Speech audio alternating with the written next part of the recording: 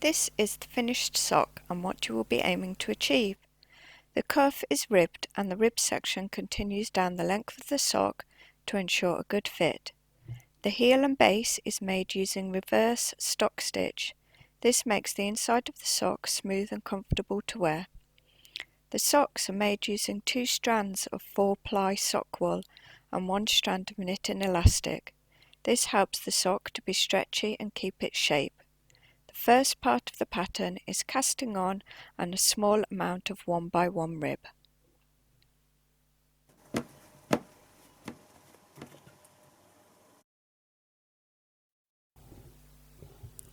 First make a knot and tighten it onto one of the double pointed needles as shown.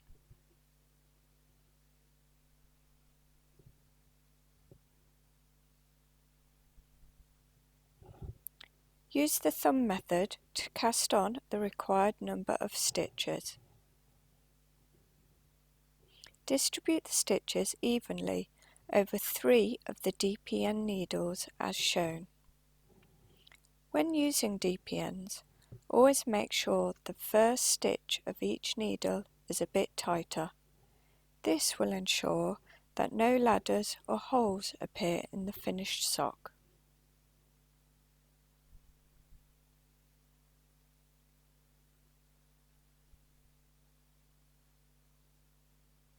As you work, adjust the stitches on each needle so the stitches don't slide off the ends.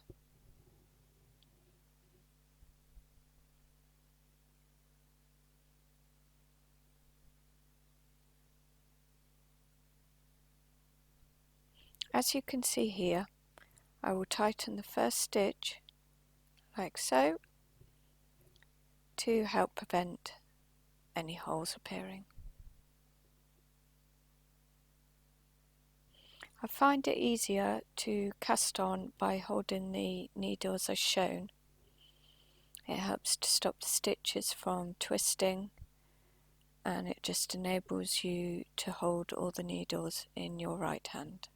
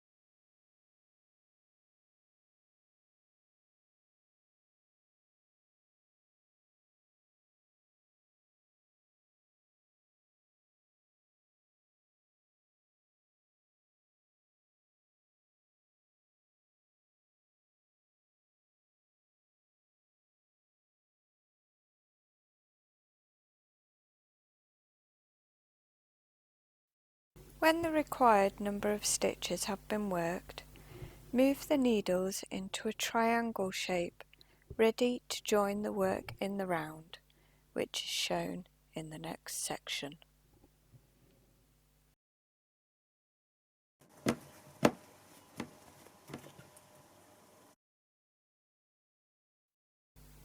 Before joining in the round, make sure the stitches are all facing towards the middle of the triangle.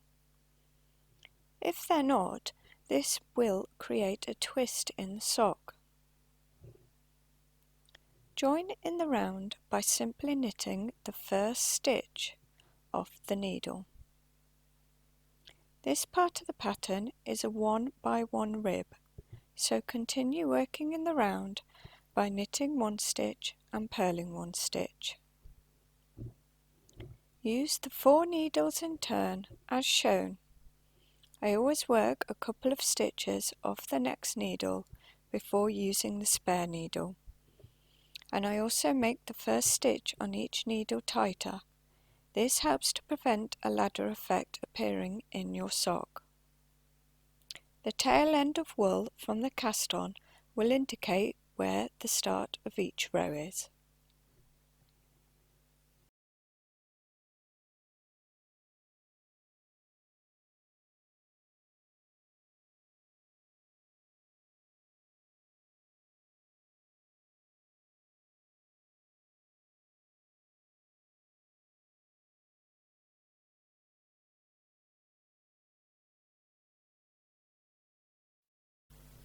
Continue working in 1 by 1 rib until the required number of rows have been worked. The next section will show you how to do the 2 by 1 rib.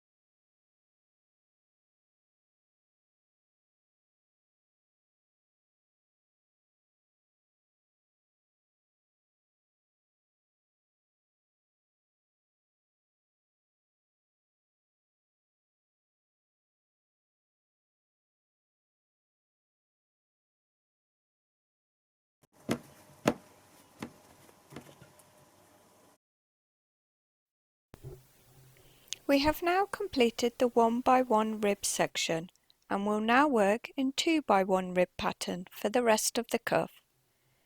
At this point you will want to decide how long you want your cuff to be.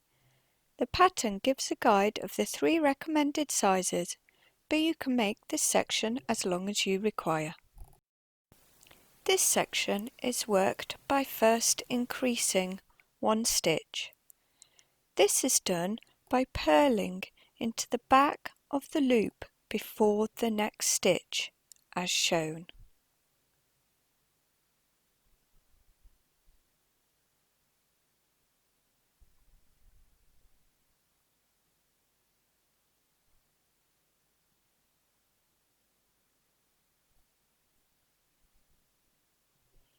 Continue in the round in 2 by 1 rib by knitting 2 stitches and purling 1 stitch. Continue in this manner until the length of cuff required is achieved.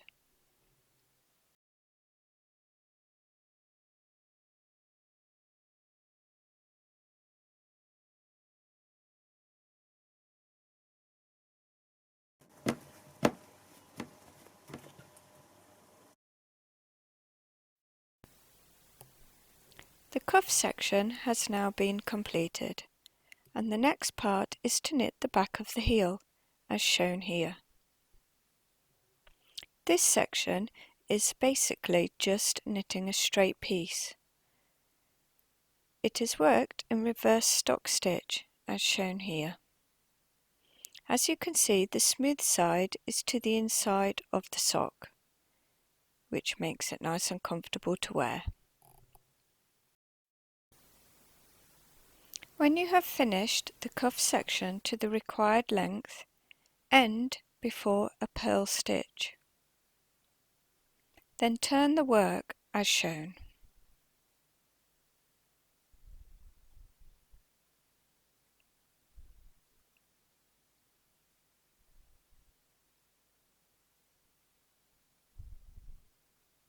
Slip the first stitch onto the needle without knitting into it. Then knit the required number of stitches before turning the work again.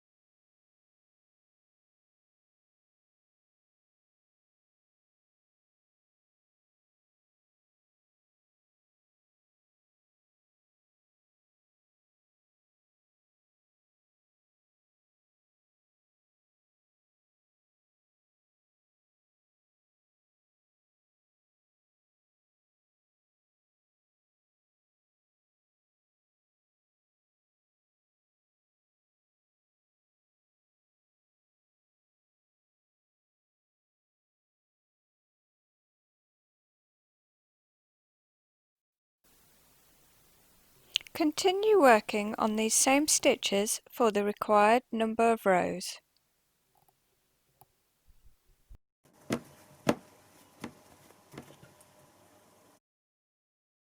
This shaping is to make the curved section at the base of the heel as shown. The back of the heel is now complete and your sock should look like this.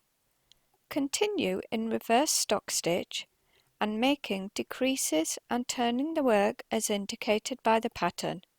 This is called working in short rows and it will produce a 3D curved shape in your sock.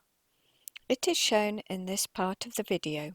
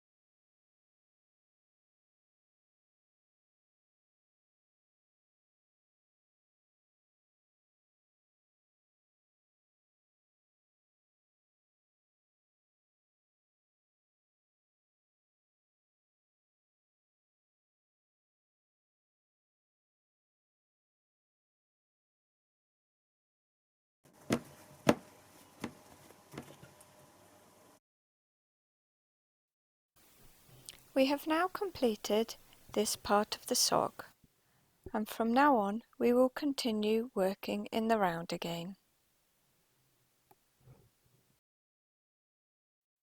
This is what your sock should look like.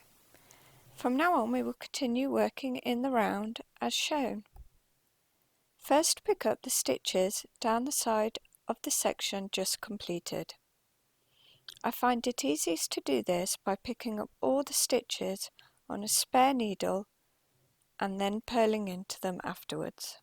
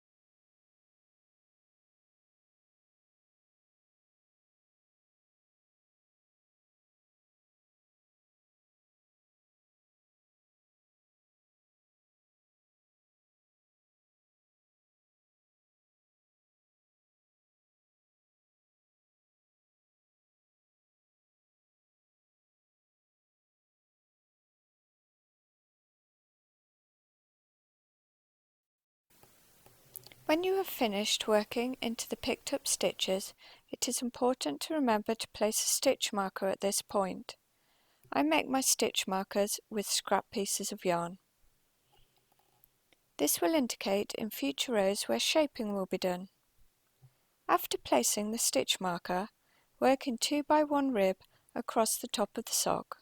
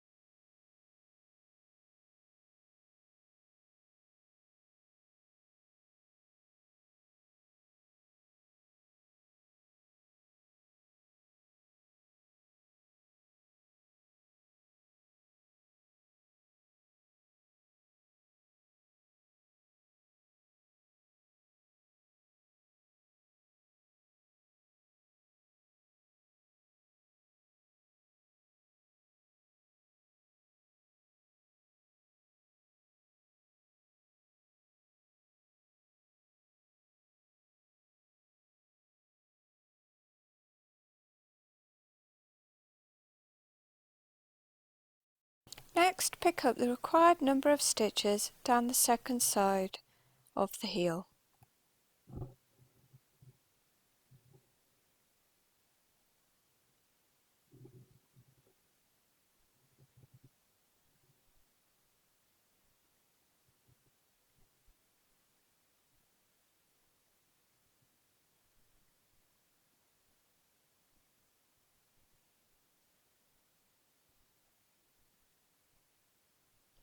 Once you have picked up these stitches, do not forget to place your stitch marker on the needle before purling into these stitches.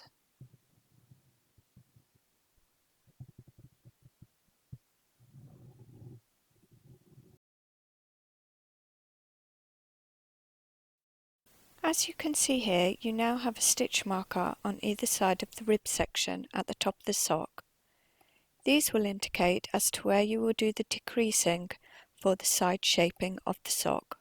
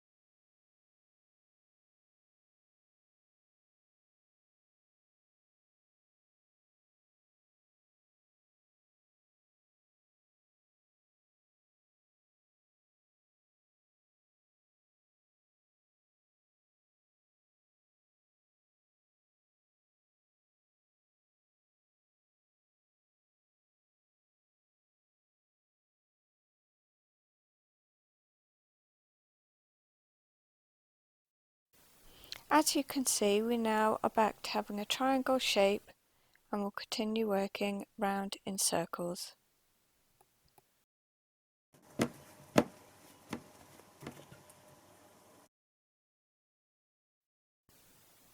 Work until 3 stitches before the marker and decrease by purling 2 stitches together.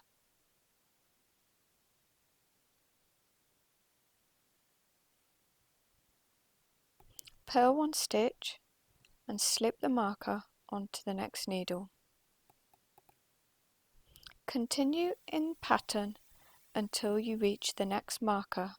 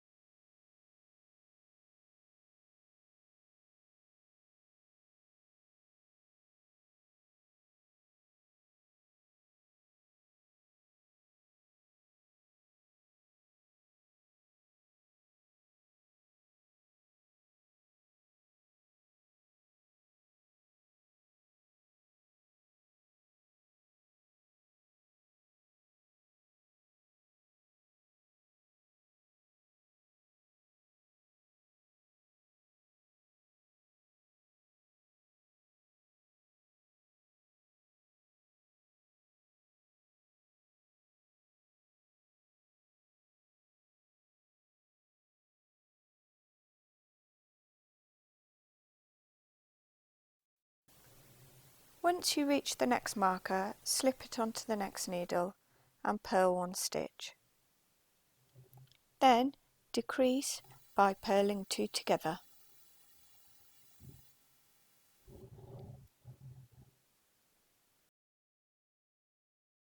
Continue following the pattern and decreasing on rows indicated.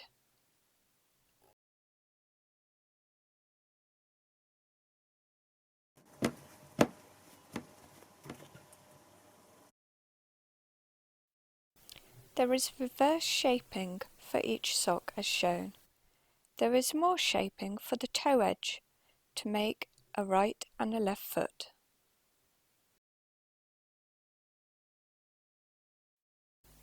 As you can see, I have completed the first sock. The shaping for the second sock needs to be opposite. I have marked the little toe side of the sock with a red marker. This will show me which side needs extra decreasing for the toe edge.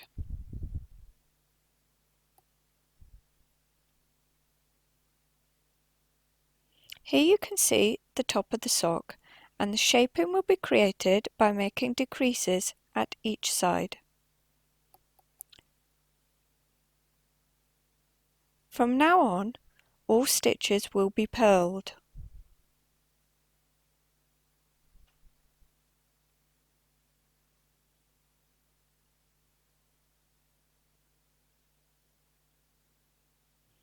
Work in purl until 3 stitches before the marker.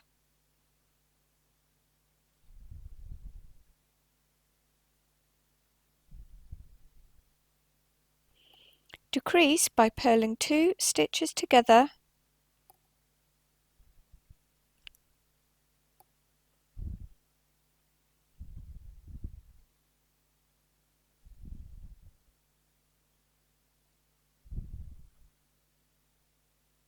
Purling 1 stitch,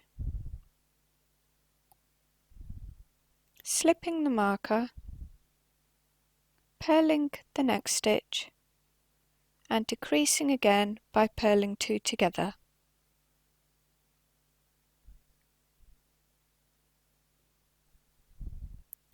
Follow the pattern and make these decreases as and when indicated.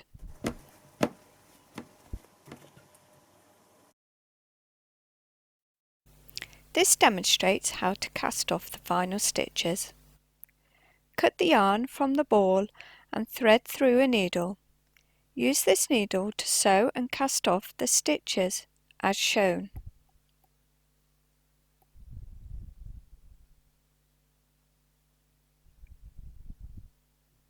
This creates a seamless edge that is nice and flat on the toes. This stitch is called Kitchener stitch.